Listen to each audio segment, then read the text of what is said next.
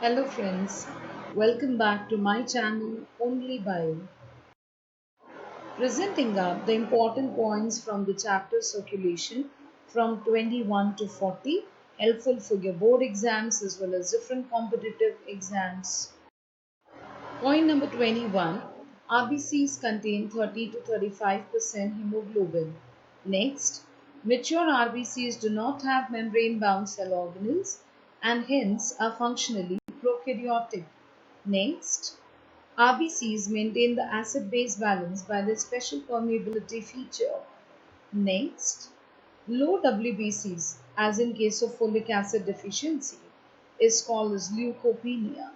Next, granulocytes are formed in the red bone marrow from large cells called as the myelocytes. 26. Monocytes are formed by monoblast cells of the bone marrow. Next, lymphocytes are formed by stem cells of the bone marrow and reticular epithelial tissue of the spleen and the liver. Next, the T lymphocytes have a long lifespan from few to several years. Next, below 50,000 per millimeter cube of platelet count produces hemorrhagic disorder called as purpura. Next, at intervals, a vein contains semilunar walls.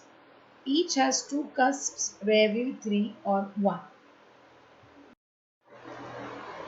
Point number 31. Venous blood flow is maintained by milking action of surrounding muscles, contraction of diaphragm and other body movements.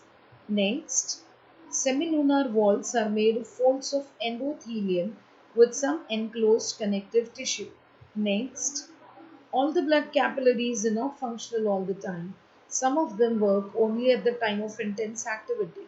Their working is controlled by precapillary sphincter present in the area of their region. Next, the adult heart size is reached between the age of 17 to 20 years.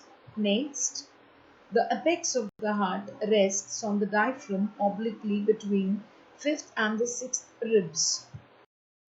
Next, point number 36, the point of union of interatrial, atrioventricular and posterior interventricular groove is called as the crux of the heart. Next, the right auricle is roughly quadrangular whereas the left auricle is roughly cuboidal in shape.